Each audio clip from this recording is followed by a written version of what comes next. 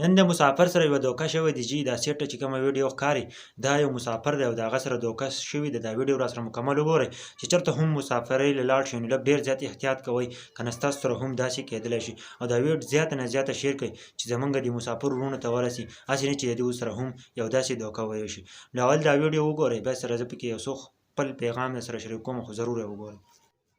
हमारे सर जी जुम्मत खादिम में राली करीम खादिम आदमी जी د غریب بیبي چې ته به د جومات په خادمې زه صرف بټن به آن کې او آف کې ته مشر د نه شپږ لږ روپۍ ما 6 लाख रुपए जो लगे थे खुदे के माँ यो बल नंबर इस्ती ऑर्डर में 3 लाख ऑर्डर हो हम आप 2 लाख रुपए और काढ़े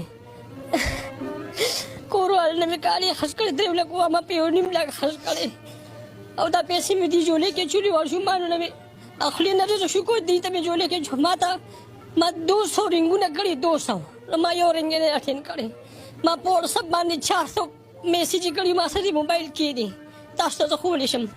मैं यो मैसेज जवाब नहीं दे रहा करे څونه موده تېره کړه मैं जी 2 میاشتې ټیم وشو ما دوه زیات کړې 2 میاشتې وشوې څنګه دا 2 میاشتې تېرې کړې څه کار کولی شي که نه شي کولی اسم را لکار خو را کړی نه دي د سره که دغلته وژو پولیس هم نیسي مونږ خو په ویزټ یو مونږ په ویزټ کې خو چې کوم دی نو زما په ویزټ کې لس ورځې پاتې راځي خو زه که دلته را لس ورځې ما تېرېږي او زه واپس لاړم که نه نو زما به بلکل کلي کې یا لاړه شي زه خو یې تباه برباد کړم ما 3 لکه روپۍ په دغه کې څیزونو خرڅولو کې نقصان کړی دا کار ما ته په 9 لکه روپۍ پروت ویډیو مو کتله خوږو پښتانه. نن دا یو ملګری دی د دوبۍ کې دې کار کولو په ویزټ باندې تللی او لیکن چا ته پیسې ووالې په یوه طریقه چې ته بله لګیا و بندی و دا دې قصه باندې ته پیسې ووالې چې چېرته هم احتیاط کوئ پښتانه. لیکن دقسې دا غریب وایي چې زه اوس لاړ شمه کور ته نو په کور کې به زما ځګی نه وي، زه به هلته څه ضلالت ژوندون اوس تېرومه چې بېرته کور ته لاړ شم زما په ویزټ کې څه دي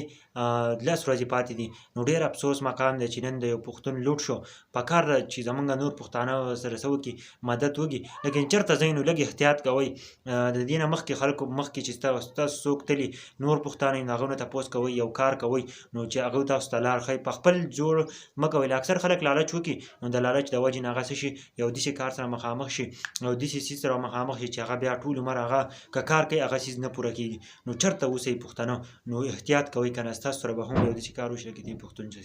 ملګرو چې چېرته اوسئ هم ژوندي اوسئ او خپل احتیاط کوئ. که نه دې ملګري سره نن دوکه شوې ده لیکن ډېر زیات یې خفه کړو او موږ هم ویل چې دا پیغام تاسو ته ورورسوو ځکه چې زمونږ ډېر مسافران دي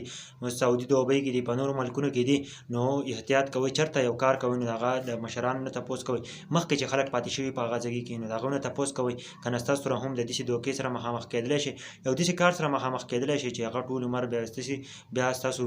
بچي به هم نشي پوره کولی یو داسې پیسې. ځکه چې یو کس نه به ته پیسې راواخلې او ته به وایې چې یو دا کار به زه وکړم نو زمونږ به ښه شو، لیکن د هغه کې سړی ښه پساو شي. نو چې چېرته یو کار کوئ نو هغه په سوچ سمج څه کوئ. که اوس د دوبۍ دا مسافر دی لیکن ډېر زیات یې خفه کړو ځکه چې 5-6 لک روپۍ او په نن دور کې لیکن یو کس دې په 2 روپۍ ووالې. نو افسوس مقام دی پښتنو دا ویډیو زیاته نه زیاته شیر کړئ چې دې خلکو ته ورسي. بله ورځ د ستاسو سره هم یو داسې دوکه کېدلی شي لکه څنګه چې نن د دې یو پښتون سره شوې ده او دې پښتون سره نن څه وکئ مدد وکئ چې دا